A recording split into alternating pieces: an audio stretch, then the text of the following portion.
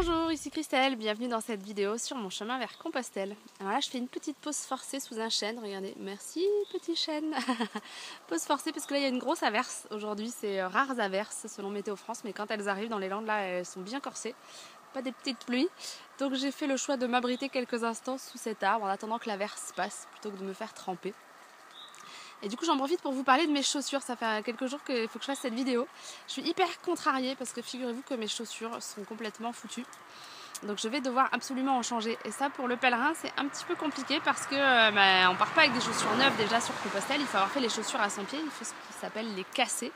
Et donc changer de chaussures en cours de route ça implique avoir des chaussures neuves qui ne sont pas du tout cassées. Et du coup énormément potentiellement de problèmes d'ampoules, de frottement, de tout ce qu'on veut. Donc du coup ça m'est arrivé avant Bordeaux. Là je vais vous montrer tout de suite après, je vais vous faire une petite vidéo pour vous montrer à quel endroit elles se décollent en fait sur le côté. Sachant que ce sont quand même des Lowa que j'ai payé 200 € et que j'ai acheté au Vieux Campeur à Paris. Vieux Campeur étant la référence en France pour la randonnée où il y a quand même un gage de qualité. Donc je suis surtout contrariée voilà, d'avoir investi et puis de les avoir achetées à cet endroit-là et qu'elle m'a été conseillée et que là il y a un problème alors qu'elles ne sont pas usées. Elles n'ont même pas 800 km. Donc voilà, je vais vous montrer. À Bordeaux, en fait, j'ai tenté de les faire réparer. J'hésitais à en acheter de nouvelles et puis je suis allée voir d'abord un cordonnier qui m'a dit oui, ça devrait tenir. Je voulais que ça tienne au moins jusqu'à Saint-Jean-Pied-de-Port. Et puis 3 jours après, elles ont recraqué. Là, elles sont dans le même état qu'avant Bordeaux. Donc définitivement, ça ne va pas être possible de continuer avec ça. Et donc je vais aller demain à Dax. Il y a un Intersport, un Décathlon. C'est pas idéal parce que j'aurais préféré un magasin spécialisé.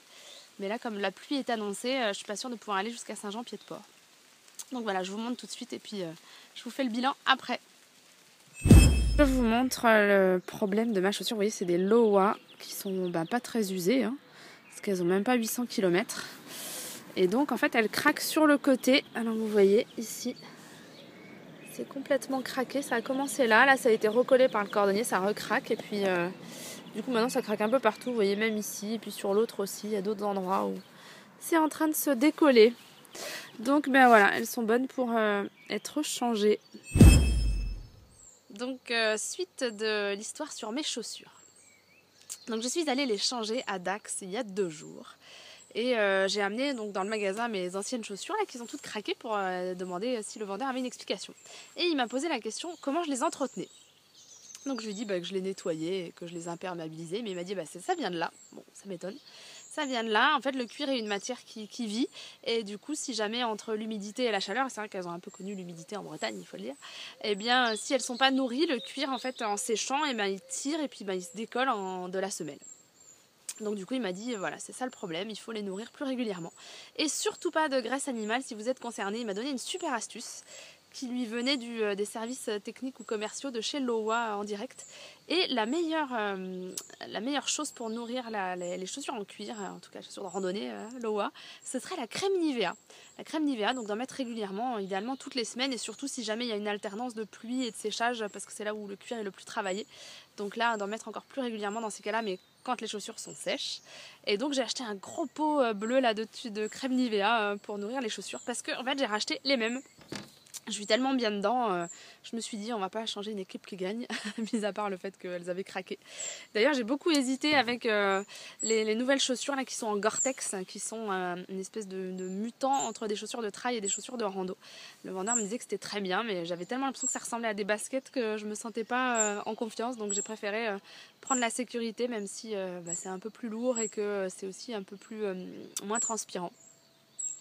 Donc voilà, et puis j'ai gardé donc les anciennes pour pouvoir alterner, c'était ça la technique qu'on m'avait recommandé, d'alterner avec les anciennes chaussures. Donc il faut que je les porte, ça fait pas loin de 2 kg je pense en plus sur le sac. Hier matin mon sac du coup faisait 11 kg quand je suis partie et je peux vous dire que quand je l'ai enfilé, je l'ai senti passer. Et puis ce qui est super c'est que ça fait 2 jours et que en fait hier j'ai marché 15 km seulement avec les nouvelles chaussures. Et puis déjà aujourd'hui j'ai mis que les nouvelles, j'ai plus besoin des anciennes, elles sont déjà faites, je suis hyper bien dedans donc ça c'est vraiment génial, c'est l'avantage aussi de prendre une marque. Donc voilà, je vais renvoyer par la poste les anciennes parce qu'elles pourront toujours faire des petites randonnées de temps en temps autour de chez moi quand il fait beau et qu'il pleut pas. Et voilà l'épisode des chaussures. Et merci d'avoir regardé cette vidéo, à bientôt.